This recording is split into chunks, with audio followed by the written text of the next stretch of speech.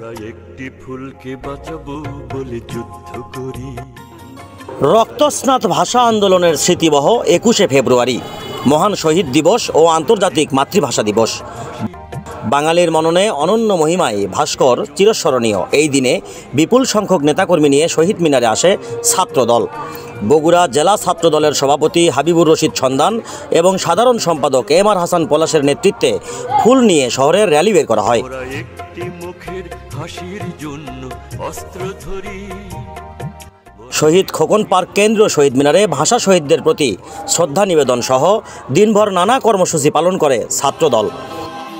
রাত 9টায় মোমবাতি প্রজ্বলন কর্মসূচিতে আমার ভাইয়ের রক্তে রাঙানো 21শে ফেব্রুয়ারি, প্রথম বাংলাদেশ আমার শেষ বাংলাদেশ গানে সুর মিলিয়ে একত্রিত হয় নেতাকর্মীরা।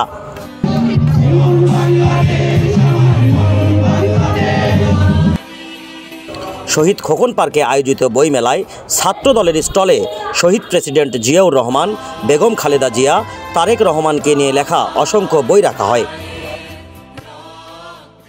যে বইমেলা হচ্ছে, এখানে নতুন প্রজন্মকে বাংলাদেশের ইতিহাস সম্পর্কে জানানোর জন্য মোমবাতির আলো দিয়ে বাংলাদেশ জাতীয় ছাত্রদলের প্রতিটা নেতাকর্মী এখানে উপস্থিত।